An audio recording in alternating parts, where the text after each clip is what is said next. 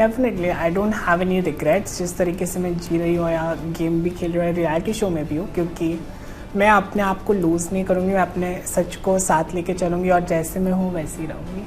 I think सपना तो एक ही है, इंडिया के लिए वर्ल्ड कप जीतना है। एंड आज तक I think women's world cup जीत नहीं पाई इंडिया, तो मैं फर्स्ट रहना चाहूँगी वो उठाने के लिए। जो आरुष ने ग्रोथ दिखाई अपने में भी और अपने ऑडियंस के लिए भी एक एग्जाम्पल सेट किया है कि हमारे जैसे लोगों को रिस्पेक्ट करना चाहिए, मजाक नहीं उड़ाना चाहिए। वो आकृति के साथ जो टास्क भी था उनको देख के तो मज़ा आ गया, वो ऐसे सेलिब्रेट कर रहे थे कि जैसे ग्रैमी जीत गया। वो डांस जो था वो बट बहुत मज़ा आया, बहुत होलसम थे वो। आखिर में जाके मैंने डिसीजन लिया कि मैं राइज एंड फॉल करूँगी, क्योंकि राइज एंड फॉल जो रहता है बेसमेंट से ऊपर जाने का सफ़र, मेरे लाइफ में भी मैं कहीं ना कहीं वो इम्प्लीमेंट करती हूँ। नैनदीप पहले से बोल रहा था कि don't worry, I am looking out for you, and वही करते करते हुए जब सबसे ज़्यादा ज़रूरत थी तभी मुझे नॉमिनेट किया गया। नॉमिनेट होने के बाद एलिमिनेशन के लिए भी उसने सिलेक्ट किया, मुझे वोट किया। एक चांस तो मिलना ही चाहिए था, बट अगर मैं ऊपर भी जाती तो आई थिंक मैं अपना एक गेम वापस से लाती, क्योंकि तब मेरे हाथ में पावर रहती और मैं खुद के लिए एक स्टैंड भी ले पाती। नमस्कार, आप सभी का स्वागत है और आज हमारे साथ हैं अनाया बांगर, जो फिलहाल राइज एंड फॉल से हो चुकी हैं आउट और हमारे साथ हैं और अपनी पूरी एक्सपीरियंस को शेयर करने के लिए। तो अनाया, बहुत बहुत स्वागत है आपका। Thank you so much. So rise and fall अगर बात करें, इस शो ने आपकी लाइफ में कितना राइज एंड कितना फॉल किया है? आई थिंक ये शो ने मुझे बहुत अच्छा एक्सपीरियंस दिया लाइफ के बारे में, क्योंकि आप कन्फाइनमेंट में रहते हो, इतने टफ सिचुएशंस में रहते हो, तो आप बहुत ग्रेटफुल भी फील करते हो। बाहर आने के बाद आपके पास सबका खुद का अच्छा खाना रहता है, फ़ोन रहता है, कपड़े पहन सकते हो। अलग दुनिया मिले, अलग ही दुनिया थी वो। एंड ऊपर से आप 24 घंटे कैमरा के सामने भी हो, तो एक बहुत क्रेजी एक्सपीरियंस था मेरे लिए। या सो आप बेसमेंट्स में गई और बेसमेंट्स के थ्रू ही बाहर वापस आ गई, आपको ऊपर जाने का मौका ही नहीं मिला। तो इस बात का आपको मलाल रहेगा, क्योंकि मौका तो मिलना चाहिए था एटलीस्ट एक बार जाने का। डेफिनेटली एक चांस तो मिलना ही चाहिए था, बट अगर मैं ऊपर भी जाती तो आई थिंक मैं अपना एक गेम वापस से लाती, क्योंकि तब मेरे हाथ में पावर रहती और मैं खुद के लिए एक स्टैंड भी ले पाती। क्योंकि जब मैं नीचे थी वहाँ पे अलायंसेस बन चुके थे, तो अगर मैं किसी का साइड भी लेती तो मैं अगला टारगेट बन सकती थी। सो मैं नीचे जब खेल रही थी आई थिंक बहुत सेफ खेल रही थी, बट ऊपर जाने के बाद मैं उतनी अच्छा बाउंस करने वाली थी। या बट अब आपको लगता है कि रियलिटी शो, अब आपको समझ में आता है कि रियलिटी शोज में सिर्फ आपको सीधा साधा बनना ही नहीं पड़ता है, आपको पूरा गेम, दिमाग, दिमाग सब कुछ लगा करके गेम खेलना पड़ता है। आपको लगता है कि आप में वो क्वालिटी थी, या फिर आप जैसी थी वैसी ही थी, शायद यही वजह से आप बाहर हो गए?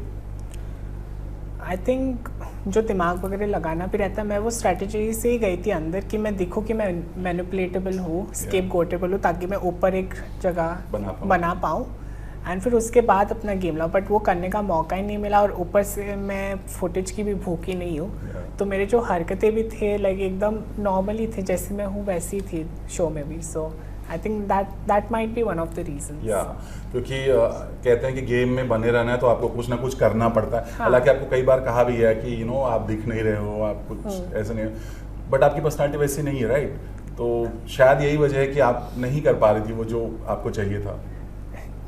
डेफिनेटली, बिकॉज मेरी पर्सनालिटी है कि मैं सॉफ्ट स्पोकन हूँ, मैं बोलने से ज़्यादा करने में विश्वास रखती हूँ, और मैंने वही अपने एक्शंस के थ्रू भी प्रूव किया अपने टास्क में, या जब भी मौका मिला है तब मैंने खुद के लिए स्टैंड लिया है। तो ऐसी बात भी नहीं है बिल्कुल जहाँ पे मैंने कुछ बात ही नहीं की, भले ही बात की वो शायद से end of the final cut में आई नहीं है। तो आई थिंक बहुत सारे फैक्टर्स रह चुके हैं, बट या आपने देखा कि आपके ऐसे बहुत सारे पार्ट्स हैं जहाँ पे आपने स्टैंड लिया हो या आपने अपनी पावर दिखाई और वो चीज़ कट गया हो और आप देख के शॉक हैं, यार ये तो दिखा ही नहीं। कुछ ऐसे मोमेंट्स हुए हैं? आई थिंक थोड़े मोमेंट्स थे जहाँ पे शायद से अरबाज के अगेंस्ट मैंने खुद को पिच किया था, तो वहाँ पे पूरी बात नहीं सुनाई देगी थी। उसमें भी मैंने बात की थी कि मैं फुटेज की भूखी हूँ, नहीं मैं सॉफ्ट स्पोकन हूँ पर बोल्ड हूँ, वो बात तो आई थी। बट अलॉन्ग विद दैट जो मेरा स्ट्रैटेजी भी था तभी, वो पूरी तरीके से बताया नहीं गया था। तो आई थिंक सम और द अदर वे में थोड़ा सा लेफ्ट आउट फील हुआ। ओके, आप जानना चाहेंगे जब आपको ये अप्रोच किया गया था कि ये एक ऐसा शो आ रहा है क्योंकि इसके बारे में लोगों को पता नहीं था, हालांकि ये बाहर बहुत पॉपुलर है बट यहाँ इंडिया में इतना मतलब पता ही नहीं था लोगों को। जब आपको ये बताया गया था कि ये इस शो में आपको आना है, तो आपके माइंड में क्या चल रहा था कि ये अच्छा रहेगा आपकी लाइफ के लिए? मे बी और अच्छे शोज़ थे ना, आई मीन बिग बॉस या ऐसा जिससे आप बहुत ज़्यादा पॉपुलर हो सकते, तो आपके दिमाग में क्या चल रहा था कि मतलब ये शो करना चाहिए या नहीं करना चाहिए? इमीडिएटली आपने हाँ बोला था या आपने टाइम लिया था, किसी और सजेशन लिया था? तो तो बेसिकली बिग बॉस और इसके बातें साइमल्टेनियसली चल ही रहे थे एंड आखिर में जाके मैंने डिसीजन लिया कि मैं राइज एंड फॉल करूँगी, क्योंकि राइज एंड फॉल जो रहता है बेसमेंट से ऊपर जाने का सफ़र, मेरे लाइफ में भी मैं कहीं ना कहीं वो इम्प्लीमेंट करती हूँ।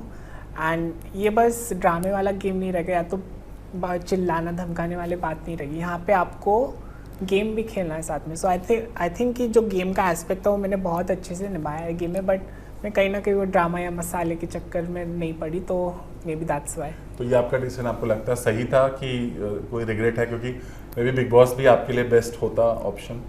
नहीं, रिग्रेट तो किसी बात का नहीं है, क्योंकि मैं अपनी डिग्निटी लूज़ नहीं करूँगी फुटेज के लिए।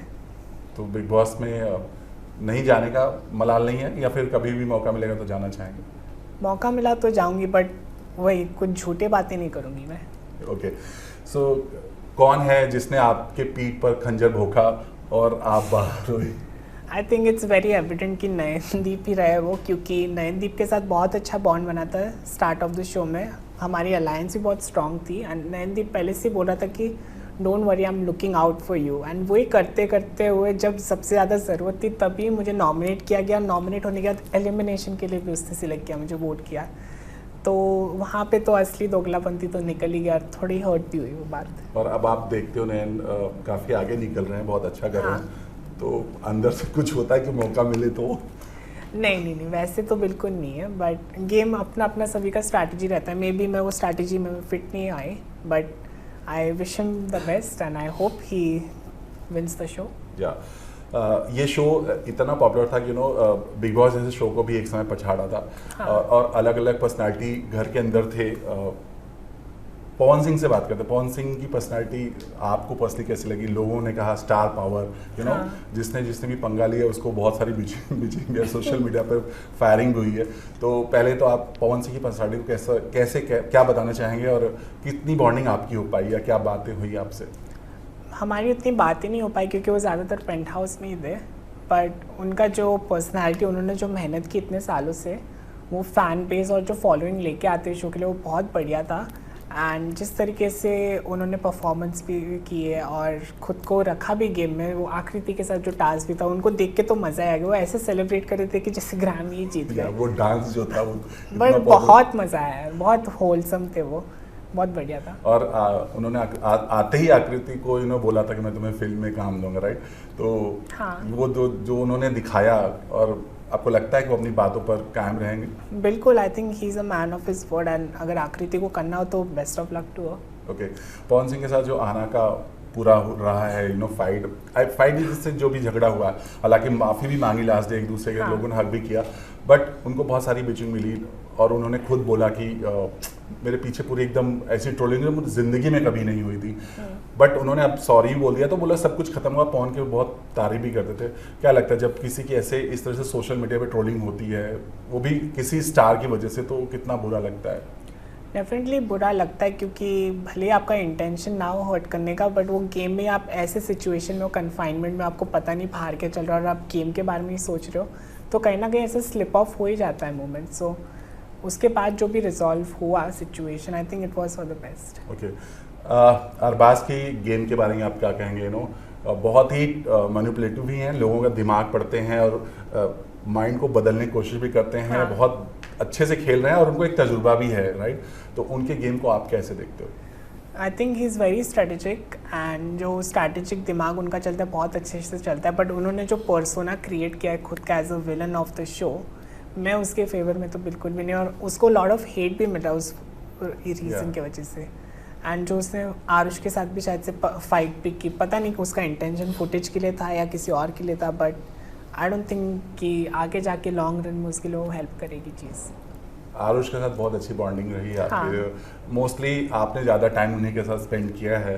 पर्सनली कितना मैच करता था वाइब आपका, और क्या आप बहुत कुछ शेयर करते थे उनके साथ, राइट? बहुत सारी बातें आपके साथ होती, तो आप अभी उनको कितना मिस कर रहे हो और क्या कहना चाहोगे अपनी इस बॉन्डिंग पर?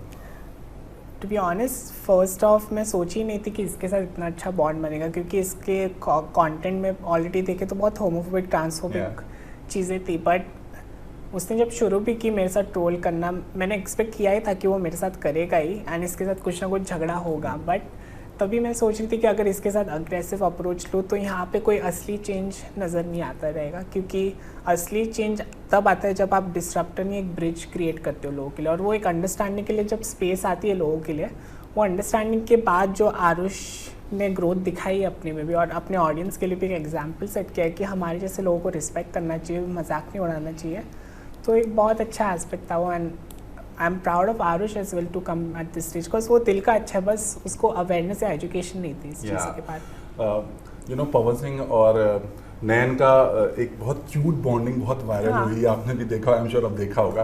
क्या कहोगे, मतलब खुद पवन ने बोला अरे हमारे तुम्हारे बारे में बहुत सारे रूमर सब बाहर उड़ रहे होंगे एंड ऑल।